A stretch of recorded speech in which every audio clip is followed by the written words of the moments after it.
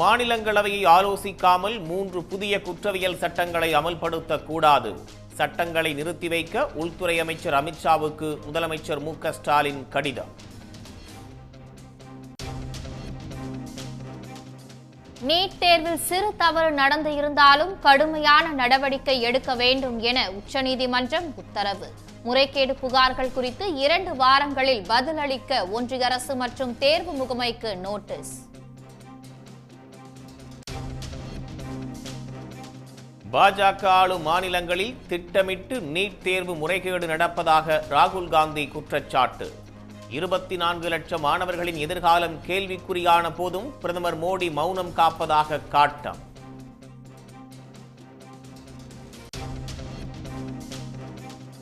கங்காதேவி தன்னை தத்தெடுத்துக் கொண்டதாக பிரதமர் மோடி பரபரப்பு பேச்சு. 3வது முறையாக பிரதமர் ஆனதற்கு கங்காதேவியின் ஆசையே காரணம் என்றும் கருத்து.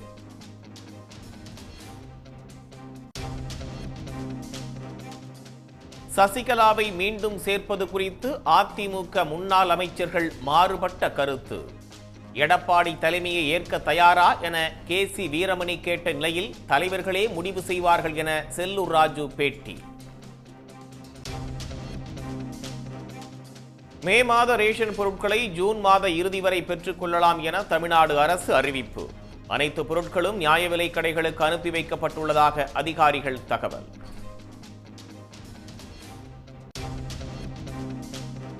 திண்டுக்கல், மதுரை, தூத்துக்குடி உள்ளிட்ட பல்வேறு பகுதிகளில் கனமழை. வெயிலின் தாக்கம் சற்று குறைந்ததால் மக்கள் மகிழ்ச்சி. பீகாரில் திறப்பு விழாவிற்கு முன்பே திடீரென இடிந்து விழுந்த பாலம். தரமற்ற பொருட்களால் கட்டியதாலே இடிந்து விழுந்ததாக குற்றச்சாட்டு.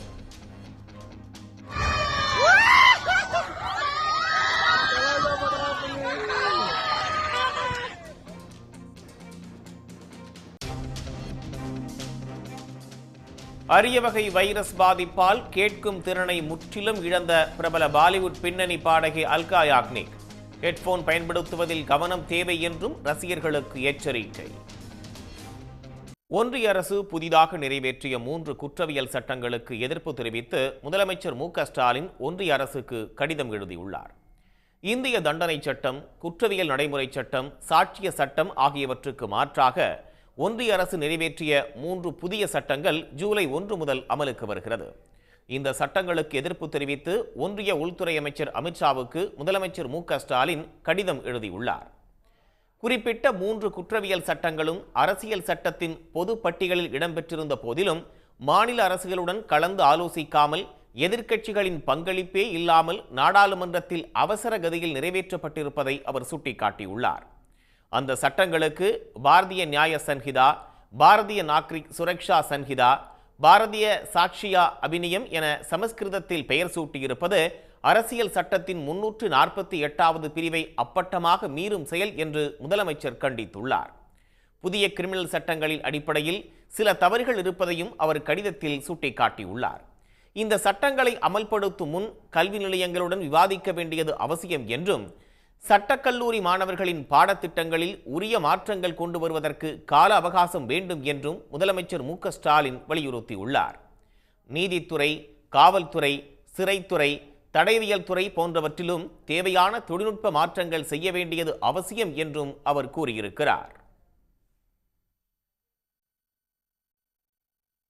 நீட் தேர்வில் தவறு இருந்தால் ஒன்றிய அரசும் தேசிய தேர்வு முகமையும் ஒப்புக்கொள்ள வேண்டும் என்று உச்சநீதிமன்றம் தெரிவித்துள்ளது. நடப்பாண்டு நடந்த நீட் தேர்வில் வினாத்தாள் கசிவு, கருணை மதிப்பெண் வழங்கியதில் மோசடி என பல்வேறு குளறுபடிகள் நடந்திருப்பதாக குற்றச்சாட்டுகள் எழுந்தன. எனவே நீட் தேர்வு முடிவுகளை ரத்து செய்யுமாறும் புதிதாக தேர்வு நடத்துமாறும் உச்சநீதிமன்றத்தில் ஏராளமான மனுக்கள் தாக்கல் செய்யப்பட்டன. இந்த மனுக்கள் கடந்த வியாழக்கிழமை விசாரணைக்கு வந்தபோது 1563 பேருக்கு வழங்கப்பட்டுள்ள கருணை மதிப்பெண்கள் ரத்து செய்யப்பட்டுள்ளதாகவும் அவர்களுக்கு இம்மாதம் 23ஆம் தேதி மறு தேர்வு நடத்தப்படும் என்றும் உச்சநீதிமன்றத்தில் தேசிய தேர்வு முகமை உறுதியளித்தது. இந்நிலையில் இந்த வழக்கு நீதிபதிகள் விக்ரம்நாத், SPN பாட்டி ஆகியோர் முன்பு இன்று மீண்டும் விசாரணைக்கு வந்தது. அப்போது நீட் தேர்வில் தவறு இருந்தால் ஒன்றிய அரசும் தேசிய தேர்வுகள் முகமையும் ஒப்புக்கொள்ள வேண்டும் என்றும், யாராவது சிறு தவறு இழைத்திருந்தாலும் அதை முழுமையாக ஆராய வேண்டும் என்றும் உச்சநீதிமன்றம் தெரிவித்தது.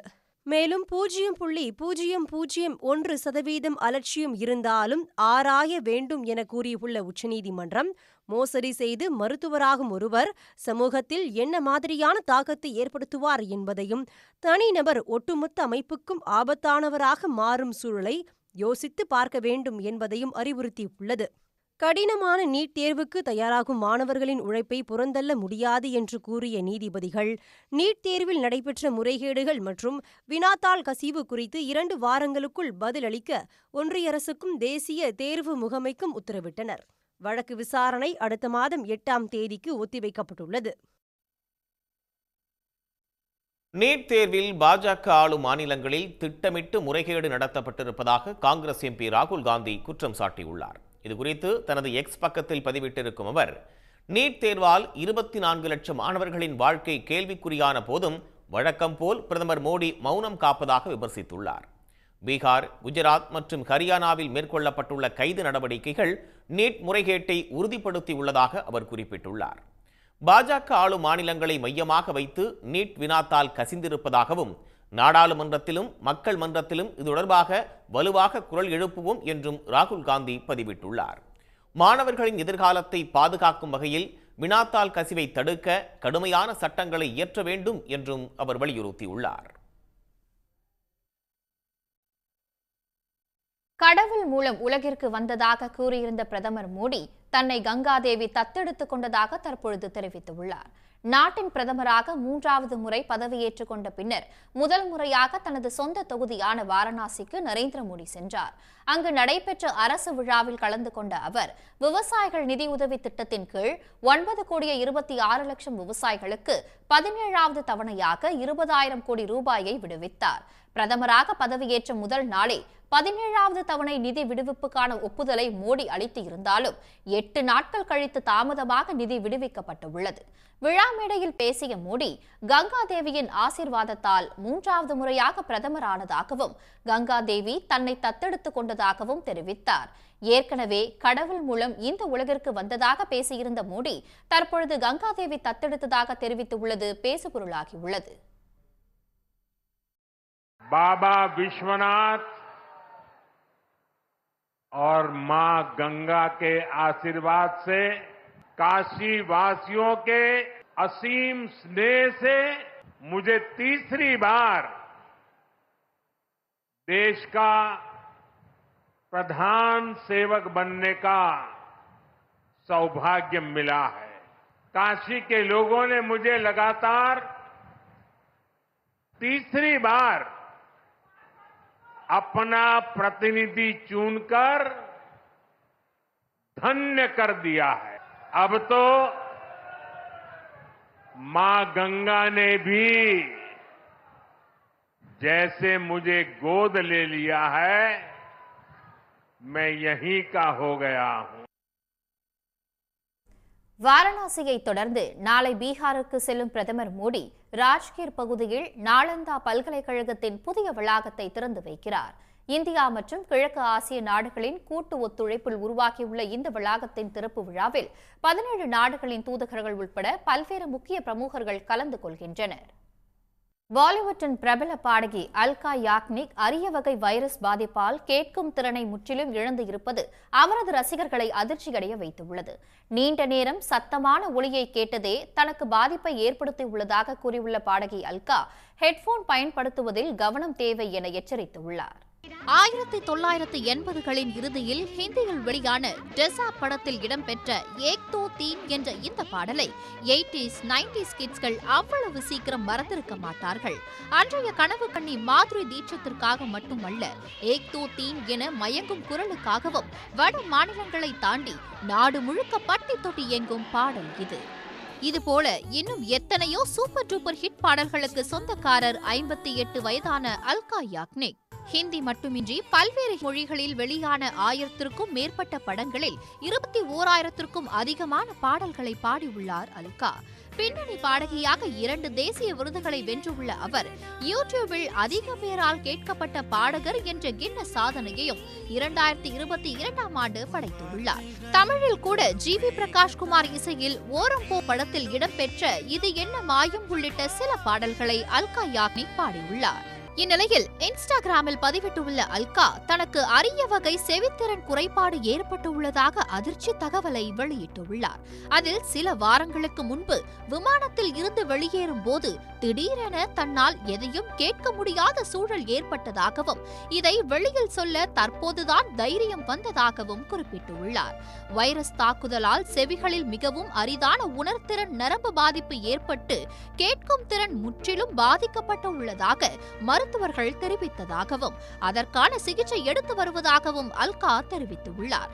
தனக்காக பிரார்த்தனை செய்யுமாறு கேட்டுக்கொண்டுள்ள அல்கா ஹெட்போன்களில் சத்தமாக இசையை கேட்பதை தவிர்க்குமாறும் எச்சரிக்கை விடுத்துள்ளார்.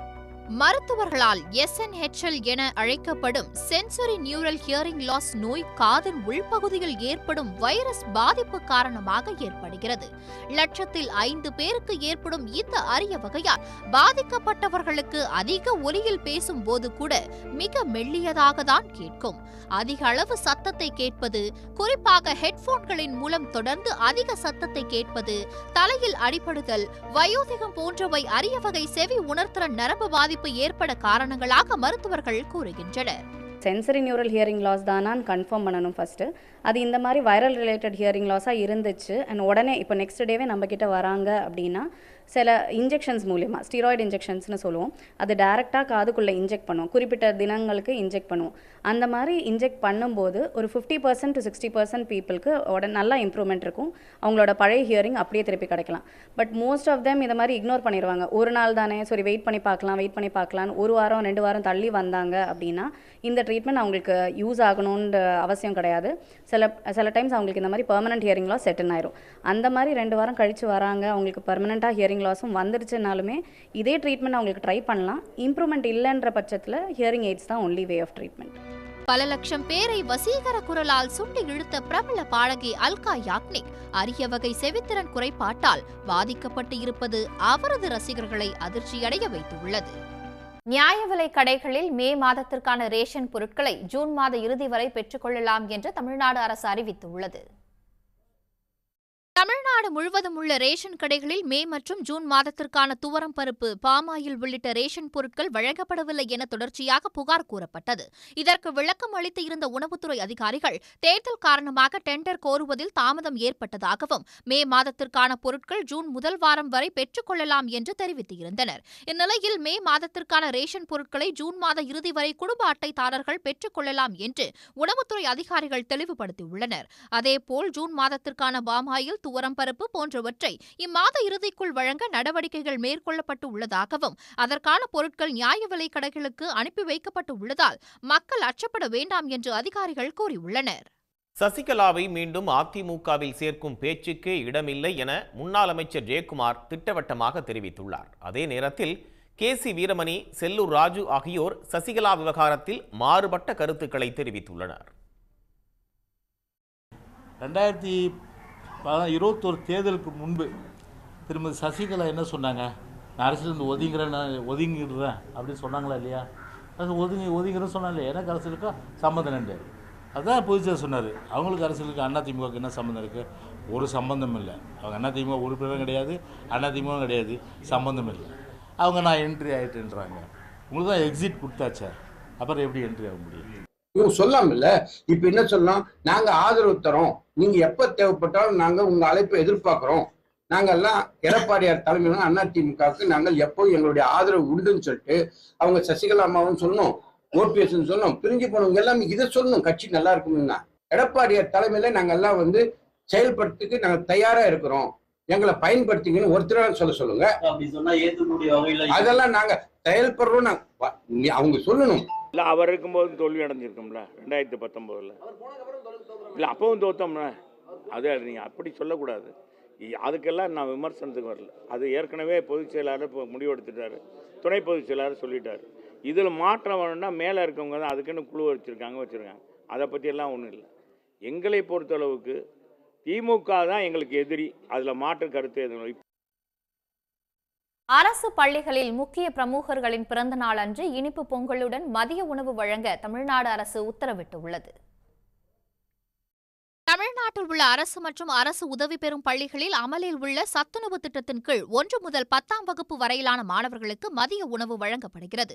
மேலும் 1 முதல் 5ஆம் வகுப்பு மாணவர்களுக்கு காலை சிற்றுண்டியும் முக்கிய பிரமுகர்களின் பிறந்த நாளில் இனிப்பு பொங்கலும் வழங்கப்படுகிறது. இந்த நிலையில் 1 முதல் 10ஆம் வகுப்பு வரை படிக்கும் மாணவர்களுக்கு முக்கிய பிரமுகர்களின் பிறந்த நாள் அன்று சத்துணவு திட்டத்தின் கீழ் இனிப்பு பொங்கல் வழங்க தமிழ்நாடு அரசு ஆணையிட்டுள்ளது. இதற்கென 4.27 கோடி ரூபாயை ஒதுக்கி அரசாணை வெளியிடப்பட்டுள்ளதால் 43,131 சத்துணவு மையங்களில் உணவு சாப்பிடும் மாணவர்கள் பயனடைய உள்ளனர்.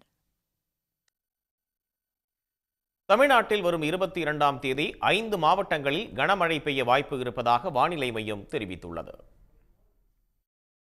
தென்னிந்திய பகுதிகளின் மேல் நிலவும் வளிமண்டல மேலடுக்கு சுழற்சி காரணமாக நாளை முதல் 3 நாட்களுக்கு தமிழ்நாடு, புதுச்சேரி மற்றும் காரைக்கால் பகுதிகளில் மிதமான மழை பெய்யும் என்று கணிக்கப்பட்டுள்ளது.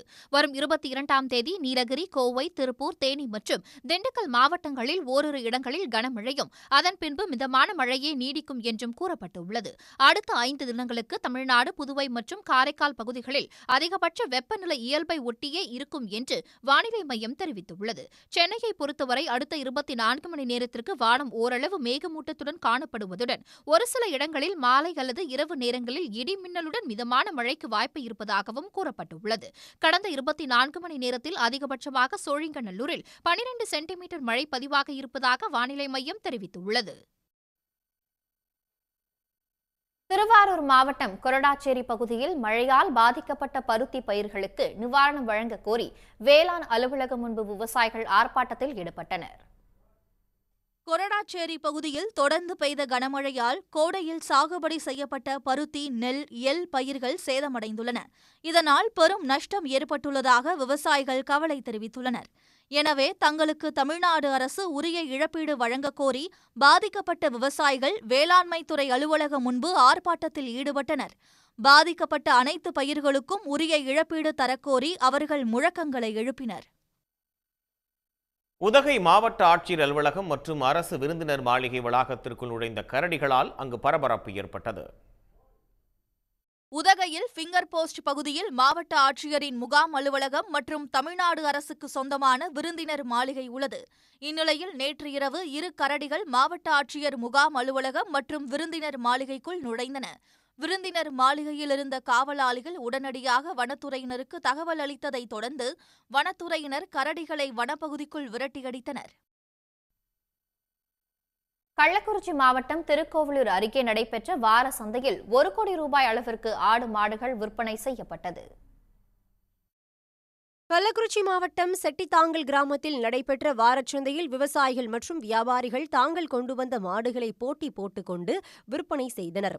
இதில் கறவை மாடுகள் 30,000 ரூபாய்க்கும் வண்டி மாடுகள் 1 லட்சம் ரூபாய் வரையும் விற்பனை ஆகின.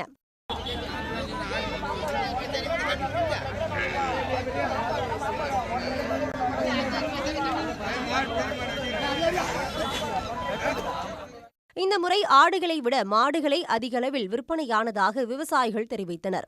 ஒரே நாளில் 1 கோடி ரூபாய் வரை விற்பனை நடைபெற்று உள்ளதால் விவசாயிகள் மகிழ்ச்சியடைந்தனர். பக்ரீத் பண்டிகை முடிந்ததால் சந்தையில் பொதுமக்களின் கூட்டம் சற்று குறைந்த அளவே காணப்பட்டது. மேற்கு வங்கத்தில் நேரிட்ட ரயில் விபத்தை கண்டித்து திண்டுக்கல் ரயில் நிலையத்தை முற்றுகையிட்டு மாநகர காங்கிரஸ் கட்சியினர் அங்கு போராட்டத்தில் ஈடுபட்டனர். மேற்குவங்க மாநிலத்தில் நேற்று பயணிகள் விரைவு ரயில் மற்றும் சரக்கு ரயில்கள் மோதிக்கொண்ட விபத்தில் 9 பேர் உயிரிழந்த நிலையில் 40க்கும் மேற்பட்டோர் படுகாயமடைந்தனர். விபத்து ஏற்பட காரணமாக இருந்த ரயில்வே நிர்வாகத்தை கண்டித்தும் மெத்தனமாக செயல்பட்டு வரும் ஒன்றிய ரயில்வே அமைச்சரை கண்டித்தும் ரயில்வே ஜங்ஷனை முற்றுகையிட்டு திண்டுக்கல் காங்கிரஸ் கட்சியினர் போராட்டத்தில் ஈடுபட்டனர். இந்த ரயில் விபத்திற்கு பொறுப்பேற்று ஒன்றிய ரயில்வே அமைச்சர் உடனடியாக பதவி விலக வேண்டும் என பெண்கள் உட்பட 50க்கும் மேற்பட்டோர் கோஷங்களை எழுப்பி போராட்டம் நடத்தினர்.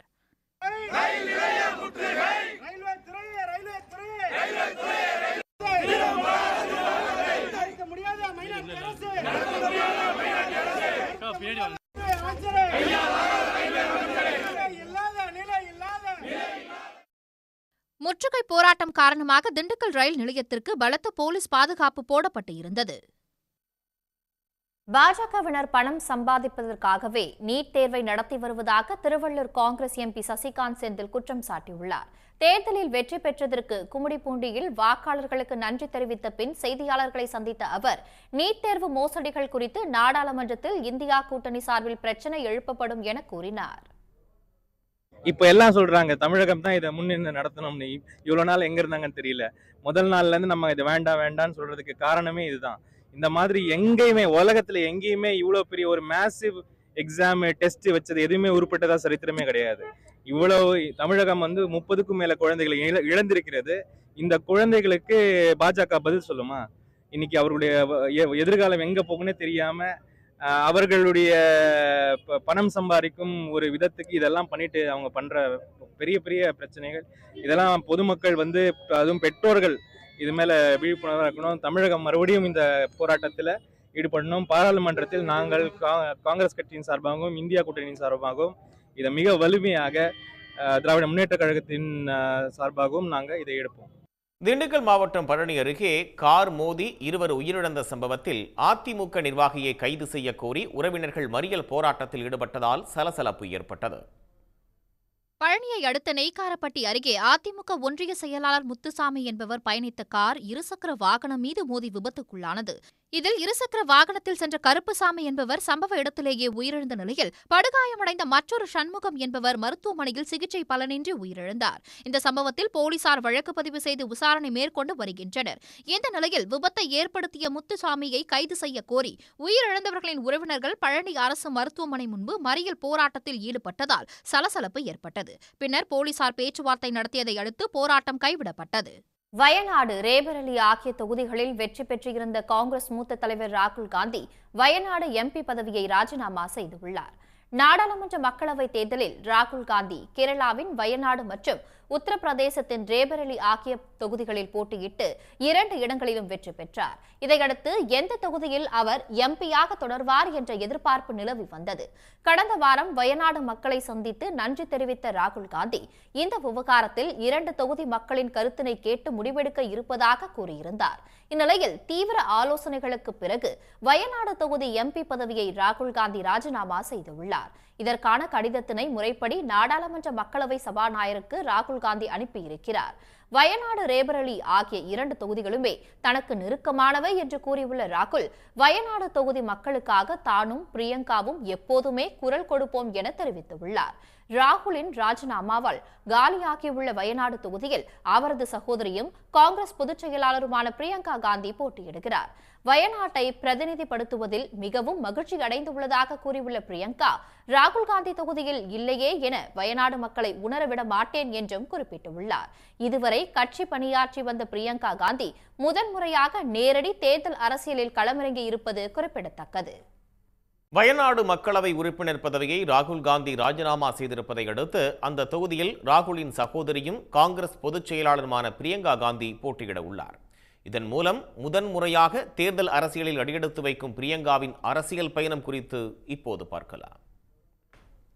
1998ஆம் ஆண்டு காங்கிரஸ் தலைவராக பொறுப்பேற்றுக் கொண்ட சோனியா காந்தி ஸ்ரீபெரும்புதூரில் நடைபெற்ற மாபெரும் அரசியல் பொதுக்கூட்டத்தில் பங்கேற்றார். அதுதான் பிரியங்கா காந்தி மேடை ஏறிய முதல் அரசியல் பொதுக்கூட்டமாகவும் அமைந்தது. 1999 நாடாளுமன்ற தேர்தலில் அமேதி தொகுதியில் சோனியா காந்திக்காகவும் ரேபரேலியில் காங்கிரஸ் சார்பில் போட்டியிட்ட சதீஷ் சர்மாவுக்கு ஆதரவாகவும் பிரச்சாரத்தில் ஈடுபட்டார். அதன் பிறகு தொடர்ச்சியாக அனைத்து தேர்தல்களிலும் காங்கிரஸ் வேட்பாளர்களுக்காக வாக்கு சேகரிக்க தொடங்கினார். 2004ஆம் ஆண்டு சோனியா காந்திக்காக ரேபரேலியிலும் ராகுல் காந்திக்காக அமேதியிலும் பிரச்சாரம் செய்தார். 2007 உத்தரப்பிரதேச சட்டமன்ற தேர்தலில் அமேதி மற்றும் ரேபரேலி நாடாளுமன்ற தொகுதிகளுக்கு உட்பட்ட 10 சட்டமன்ற தொகுதிகளின் பிரச்சாரத்திற்கு பிரியங்கா பொறுப்பேற்றிருந்தார். இவற்றில் 7 தொகுதிகளில் காங்கிரஸ் கட்சி வெற்றி பெற்றது. ஆனால் இந்த முயற்சி 2012 சட்டமன்ற தேர்தலில் பலனளிக்கவில்லை. 10இல் 1 தொகுதியில் மட்டுமே காங்கிரஸ் வெற்றி பெற்றது. 2019 அரசியலுக்கு நேரடியாக வந்த பிரியங்கா காந்திக்கு காங்கிரஸ் பொதுச் செயலாளர் பதவியும் உத்தரப்பிரதேசத்தின் கிழக்கு பகுதிக்கான பொறுப்பாளர் பொறுப்பும் வழங்கப்பட்டன. தேர்தல் பிரச்சாரங்களில் பிரியங்கா காந்தி மக்களின், குறிப்பாக பெண்களின் வரவேற்பு அதிகமாக இருந்தது. 2020 உத்தரப்பிரதேச மாநில முழுமைக்குமான பொறுப்பாளராக பிரியங்கா நியமிக்கப்பட்டார். 2022 உத்தரப்பிரதேச சட்டமன்ற தேர்தலில் காங்கிரஸ் கட்சி குறிப்பிடத்தக்க வெற்றியை பெற முடியாமல் போனாலும் பிரியங்கா காந்தியின் செல்வாக்கு அதிகரித்தது. உத்தரப்பிரதேசம் மட்டுமின்றி ஹிமாச்சல் பிரதேசம் உள்ளிட்ட பல வட இந்திய மாநிலங்களில் தேர்தல் பிரச்சாரத்தில் அவர் பங்கேற்றார். கடந்த நாடாளுமன்ற தேர்தலில் நாடு முழுவதும் பயணித்து காங்கிரஸ் கட்சிக்கு ஆதரவு திரட்டினார். நாடாளுமன்ற தேர்தலிலேயே பிரியங்கா காந்தி ரேபரலியில் போட்டியிடுவார் என எதிர்பார்க்கப்பட்ட நிலையில் தற்பொழுது வயநாடு இடைத்தேர்தலில் அவர் போட்டியிட உள்ளதாக அதிகாரப்பூர்வமாக அறிவிக்கப்பட்டுள்ளது. தேர்தல் பிரச்சாரங்களில் மட்டுமின்றி பெண்கள், விவசாயிகள், இளைஞர்கள், மாணவர்கள் போராட்டங்களில் பங்கேற்று பாஜகவை கடுமையாக விமர்சித்து வரும் பிரியங்கா காந்தியின் கேள்விகள் இனி நாடாளுமன்றத்திலும் எதிரொலிக்கும் என்கிறார்கள் காங்கிரஸ் கட்சியினர். தமிழ்நாட்டில் புல் பூண்டு கூட முளைக்கலாம், ஆனால் பாஜக எனும் பாசிச கட்சி முளைத்தால் சமுதாயமே கெட்டுவிடும் என அமைச்சர் ஏவாவேலு தெரிவித்துள்ளார். விக்கிரவாண்டி இடைத்தேர்தலையொட்டி அப்பகுதியில் தேர்தல் பிரச்சாரத்தில் ஈடுபட்ட அவர் இவ்வாறு தெரிவித்தார். இந்த தேர்தலை பொறுத்தளவிற்கு மோடி தலைமையில் இருக்கிற கூட்டணி தான் நமக்கு எதிரி. பாரதிய ஜனதா என்கிற ஒரு பாசிச சக்தி தமிழ்நாட்டில் புல்லு போன்று கூட விளையலாம், அவர்கள் விளைந்து விட்டோம் என்று சொன்னால் சமுதாயமே கெட்டுவிடும். அந்த பாரதிய ஜனதா கூட்டணி என்னுடைய வேட்பாளராகத்தான் இங்கே பாட்டாளி மக்களுடைய வேட்பாளர் ஒரு பகுதியில் நின்று இருக்கிறார்கள் என்று நாம் தமிழர் கட்சி அறிவித்திருக்கிறது. இவர்தான் நம்ம கண்ணுக்கு தெரிந்த எதிரிகள். ஆனால் இது அதிமுக இதிலே தேர்தலில் போட்டியிடவில்லை. ஏன்னா அவளை பற்றி பேசிக்கொண்டு நேரத்தை வீணடிக்க வேண்டிய அவசியம் இல்லை. அதனால் நம்முடைய திரை பிரச்சாரம் ஆட்சியை பற்றியும் நம்ம எதிர்த்து நிற்கிறவருடைய தரத்தை பற்றியும் நாம் திரை பிரச்சாரத்தில் நீங்கள் மேற்கொள்ள வேண்டும் என்று நான் கேட்டுக்கொள்ள நான் விரும்புகிறேன். போராட்ட குணம் இல்லாத மக்களுக்கு வாக்கு எதற்கு என்று மக்களவைத் தேர்தலில் தோல்வியடைந்த பாமக வேட்பாளர் தங்கர் பச்சான் ஆவேசமாக பேசியிருக்கிறார். கடலூர் மக்களவைத் தொகுதியில் போட்டியிட்ட பாமக வேட்பாளர் தங்கர் பச்சான் 3வது இடத்திற்கு தள்ளப்பட்டதுடன் 2,05,244 வாக்குகள் பெற்று காங்கிரஸ் வேட்பாளர் விஷ்ணு பிரசாத்திடம் தோல்வியடைந்தார். இந்நிலையில் விருதாச்சலம் சட்டமன்ற தொகுதியில் வாக்களித்த மக்களுக்கு திறந்த வேனில் நின்று கொண்டு தங்கர் பச்சான் நன்றி தெரிவித்து பேசினார். அப்போது நாடாளுமன்றத்திற்கு தேர்ந்தெடுத்து அனுப்பிய எம்பிக்களால் ஒன்றும் நடக்கப் போவதில்லை என்றும் போராட்ட குணம் இல்லாத மக்களுக்கு வாக்கு எதற்கு என்றும் ஆவேசமாக பேசினார். மக்களாக நீங்களும் ஊமையாவே இருங்க, அப்பதான் உங்களுக்கும் புரியும். ஒரு இடத்துல ஒரு நாள் போய் உட்காருங்க, இந்த பாதையை ஒரு வழிய பாதையை மாத்துங்கன்னு கேளுங்க. உங்களுக்கு வாய் இருக்குல்ல, அந்த வாயை வச்சுட்டு என்ன பண்றீங்க? முதல்ல போராட்ட குணம் இல்லாத மக்கள் எதுக்கு உங்களுக்கு எல்லாம் ஓட்ட வச்சு என்ன செய்ய போறீங்க? வாக்காளர்களுக்கு நன்றி தெரிவிக்கும் பிரச்சாரத்தில் போராட்டத்தை தூண்டும் வகையில் மக்களிடம் பேசியதாக கடலூர் தொகுதி பாமக வேட்பாளர் தங்கர் பச்சான் மீது குற்றச்சாட்டு எழுந்திருக்கிறது. உடனுக்குடன் செய்திகளை தெரிந்து கொள்ள சன் நியூஸ் பெல் ஐகானை கிளிக் பண்ணுங்க.